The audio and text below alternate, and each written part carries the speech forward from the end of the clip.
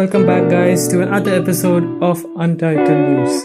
Today we'll be talking about Bradley Barcola being on Liverpool and Arsenal's radar, Marcus Rashford and Phil Foden's future at their clubs. Could Barcelona win the league in El Clasico? And a roundup of yesterday's fixtures. So let's get started. Bradley Barcola is on Liverpool and Arsenal's radar. The PSG winger has got interest from many top clubs. He is up there with the best wingers and wide forwards in Europe. Let's look at PSG's attack because it does explain a lot about Barcola's time in PSG. PSG's attack is one of the most perfect in Europe. With Clasico, Dembele and Doué, they have the best front three in the world. So it's a bit hard for Barcola to break into the team. He has started quite a few games for PSG with 18 starts at 26 appearances in the league and 12 starts and 16 appearances in the Champions League. But for Luis Enrique in the big games, he does prefer the usual front three of Dembele, Kvaratskhelia and Doué. He's not a bad player, but it's just that the player himself may find it harder to get into one of the most perfect front threes you've ever seen. The player himself, in my opinion, he is quite technical. He can combine well with his teammates. He does have a miss in him here and there, but he still can be a top player for any European side. Now, Liverpool may be looking to sign a winger because they've been really reliant on Cody Gakpo, and the only other left winger they have now is Rio Ngoma, who is a talent, but he is a bit too young to take on that first team spot. And with Salah leaving Liverpool, they have been linked with a lot of wingers, especially right wingers. So Liverpool will be signing a winger this year. Another club also interested in Bradley Barcola is Arsenal. So they would be looking to maybe upgrade on Martinelli and Trossard already on what they have. And also many more clubs like Chelsea, Bayern and Barcelona you will see later on who are linked with many more left wingers, and even some Saudi clubs are also interested. So what do you guys think about Bradley Barcola? Let me know in the comments. From one left winger to the next, Marcus Rashford's future is in doubt. He has impressed in Barcelona this season, but it is unclear if Barcelona would want to make the deal permanent. Now, 13 goals and 11 assists in all competition. He isn't even a regular starter, so that actually makes it really impressive. Barcelona would want to try out a second loan spell instead of a permanent deal because of the finances, but I don't think United would agree to that.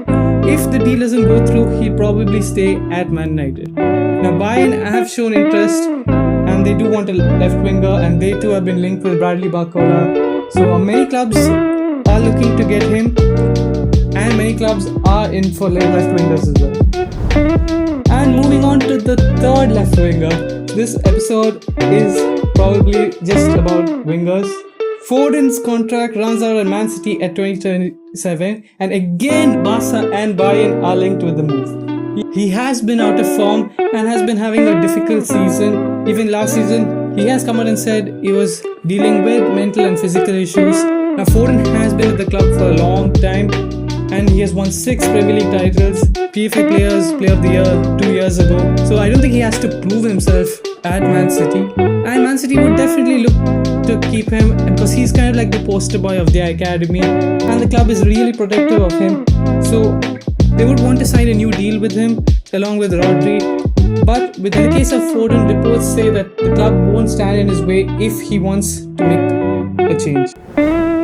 Now let's go into a roundup of yesterday's fixtures. Man United won 3-2 against Liverpool. Man United went 2-0 up in the first half with goals from Cunha and Šeško, and later on in the second half gifting Liverpool with 2 goals. Kobe Manu scoring the winner in his 99th game for United. United, though they didn't have much possession, did seem to have the better chances. They were dominating in that aspect. Inter won the Serie A after beating Parma 2-0 yesterday. Mkhitaryan and Marcus Thuram with the goals to help Inter secure the league. When it comes to Dortmund and Gladbach, Dortmund didn't have much to play for. Gladbach, on the other hand, needed a point to remain in the Bundesliga. The game was 0-0 and a boring one up until the 88th minute, when Tapkovic went 1-on-1 and put Gladbach 1-0 up and securing the win for Gladbach. That goal helped Gladbach to stay in the Bundesliga.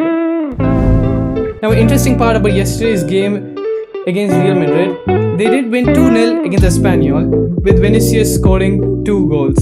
Now, they may have delayed Barcelona's title party maybe for another week, But this is not the best thing for Real Madrid, because Barca fans will be excited to hear this. Barcelona will have to play to win the league next week against Real Madrid. This means they can lift the title in El Clasico. So Barca fans, what do you guys think about it? Is it a great achievement for you all? Would you like to rub it in the faces of Real Madrid fans? So let me know. Spurs win against Aston Villa. This takes them out of the relegation zone. Unai Emery did rotate his team a lot because he kept in mind the semi-final against Nottingham Forest.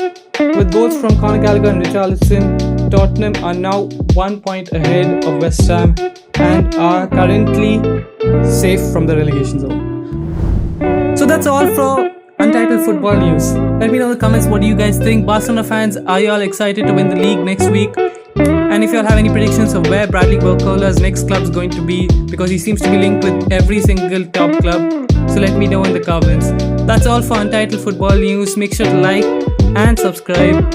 And yes, I'll see you guys tomorrow. Thank you.